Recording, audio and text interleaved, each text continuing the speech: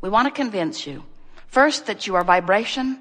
Second, that you have control of the vibration that you offer. But most important, we don't want you ever to attempt control of your vibration from outside the vortex. It's more work than anyone should have to offer. Instead, we want you to lay low in awareness of when you might be in there. And then when you're in there, I'm in the vortex. What should I do with it? It's like finding $1 million in my pocket. What should I do with it right now? Oh, I'm out. But the more often you are aware that you are there, the more you will begin to seek out those thoughts that you thought while you were there. The more you will begin to make the correlation between what took you there, what kept you there, what holds you there, what spits you out. In other words, you begin to deliberately and consciously acknowledge your own personal state of attraction, your point of attraction, because no one is ever doing anything to you. Everything that is coming to you, everything that you're experiencing as a result of your point of attraction. And the reason your point of attraction is where it is in any point in time is only because you've practiced it there. So it doesn't matter how long you've been mostly out of the vortex. You could spend 30 days being mostly in the vortex and your world would change forever. Jerry and Esther sometimes will get into a mode or a mood. They'll be somewhere where it is just such a delicious moment in time that they will just together milk the moment as long as they can. What is it about this moment that feels so good? They go on and on and on. Anyone listening in from outside the vortex would vomit, really.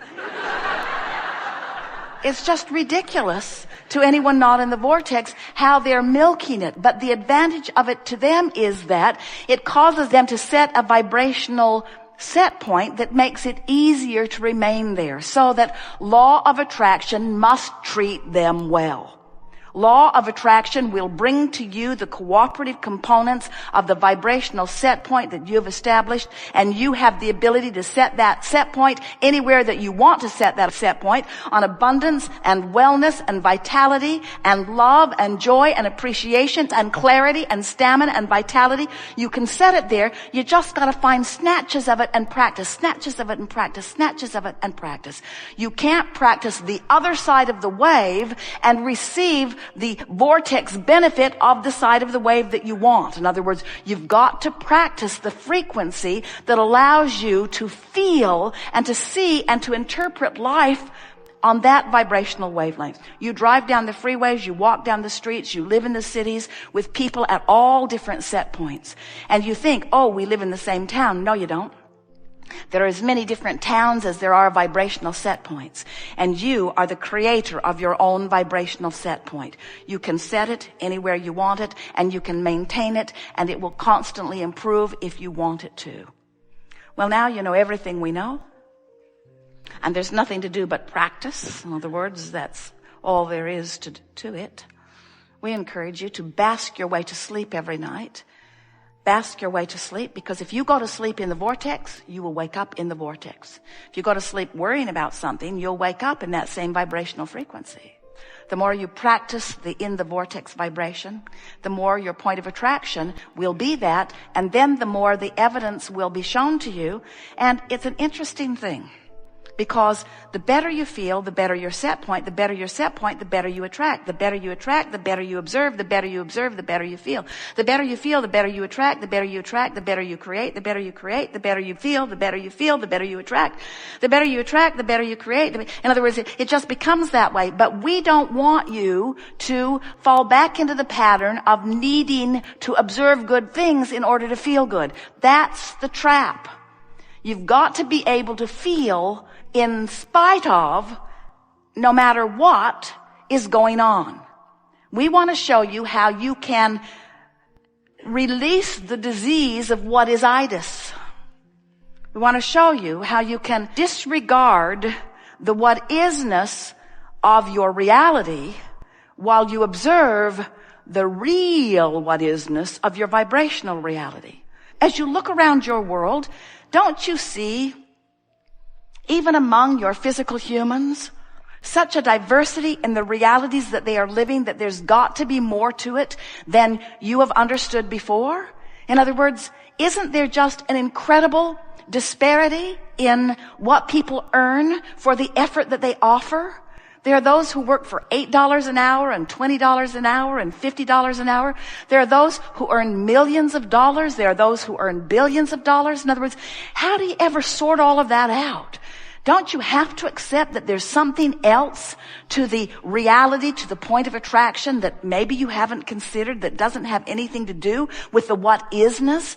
Doesn't it make you want to start exploring what those who are really excelling, what those who are maintaining their wellness, no matter how many years they've lived in their body, what those who are maintaining their relationships, no matter how long they've been together, those that are maintaining their abundance no matter what's going on economically, don't you want to know the true secret to what's going on in all of that?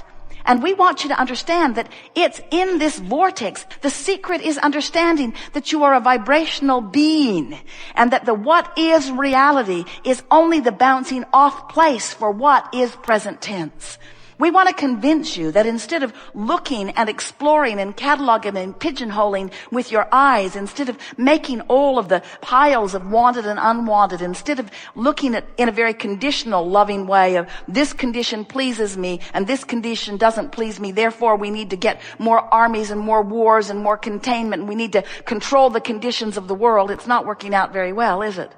We need to control the conditions of the world in order to affect the way we feel.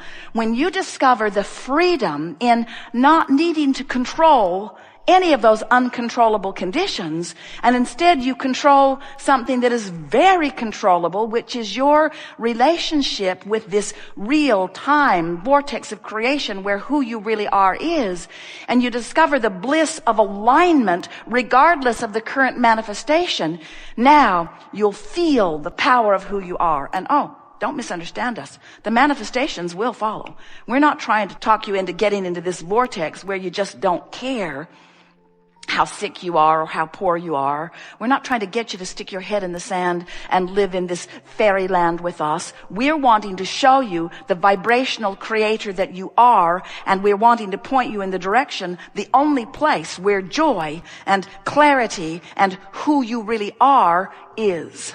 It's a vibrational universe that we are all a part of. And when you get that and you start applying yourself vibrationally and you begin using your vibrational indicators to pay attention to how you're feeling, and you begin to direct your thoughts and you begin to practice the vibration from inside the vortex until you are chronically an inside the vortex person, people not in the vortex will stand back and look at you in amazement as you have at so many masters and geniuses and creators and entrepreneurs and people who are making the world a better place with their ability to attract. You'll be one of those. And people who don't understand will say, how is it that you are this special lucky one? And you will be able to stand in your knowing and saying, I'm not lucky and I'm not special, but I am in the vortex. I have trained myself into vibrational alignment with all that I've become. And further, I've discovered that anything less than being all that I've become isn't enough. I can't stand not to live up to the quality of love that life has helped me to carve out. I cannot stand to not live up to the quality of clarity that life has caused me to carve out. In all of my perusal through life experience, with every problem that has come into focus, solutions have come into focus too. And I can no longer abide in the vibration of questions and problems. I must be a vibrational match to the solutions. I must be all that I've come to be. I am a seeker of joy. I am a follower of bliss. I am the creator of my own reality, and I am keeping up to speed all day, every day, with each new piece of reality and creation that I carve out of this time-space reality in which I am immersed. You are powerful creators, and it is exhilarating beyond description to interact with you, to feel the fullness of the vortices that you have created, and to see you in vibrational proximity to it, and to know that it's just a little bit of vibrational tweaking that will make the difference between you being overwhelmed and feeling wonderful, that will make the difference between you feeling abundance and you not having enough. There is nothing that this time-space reality can have inspired within you that is now a desire that you can't experience fully. Nothing that you want cannot be. It all has the ability of becoming. In fact, and most of you don't like hearing this, it is mostly already become, because everything that manifests becomes a vibrational reality first, and that's far and away the most creative juice.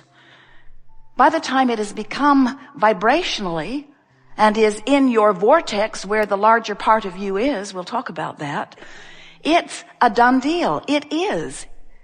But our physical friends say, well, it seems more like a pipe dream to me, in every sense of the word.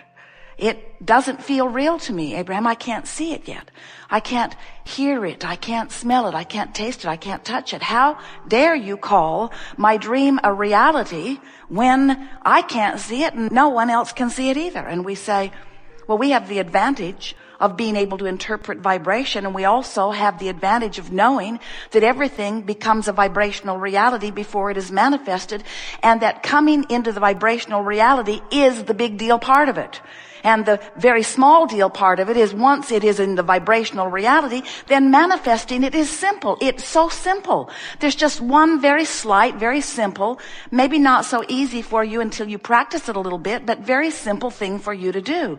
You have to become a vibrational match to your own desire, which means you have to believe it. You have to feel it. You have to know it. You have to feel good about it. You cannot doubt it. You can't have negative emotion about it. You can't worry about it. You can't wonder if it's possible. You can't fear that it won't come to be. You can't be more of a vibrational match to its absence than its presence, and ever have its presence show up for you.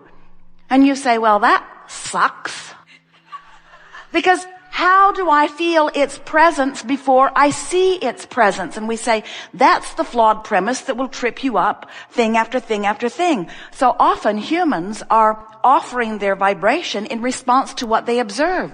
So if you observe something and then you are giving your attention to it on a pretty regular basis, through your observation of it, you train your vibration into that frequency, and then it manifests in your experience. But if you say, but I need to see it before I can believe it, we say, then it cannot come for you. You've got to figure out how to believe it before you see it. You have to figure out how to believe in the vibrational version of it and feel so good in focusing on the vibrational version of it that you train your frequency into alignment with the vibrational version of it. And when there's no gap between what you think and what you want, it'll manifest all over the place. People watching you will say, what magic button did you push? And you'll say, I pushed the button of belief. I got into the vortex. And they'll say, how did you do it? How did you come to believe something that wasn't already evident in your experience? And you say, well, I looked at things that were in my experience and I convinced myself that this too could be. Or I looked at others who I knew at one time weren't experiencing it that now are, and I convinced myself that this too can be for me. In other words, I practiced an optimistic thought. I practiced a better feeling thought. I trained myself into the frequency of having it rather than into the frequency of not having it. I practiced the frequency of belief, and in doing so, I left the frequency of doubt behind. Oh, so you took that doubt and you wrestled it to the ground and killed it, eh?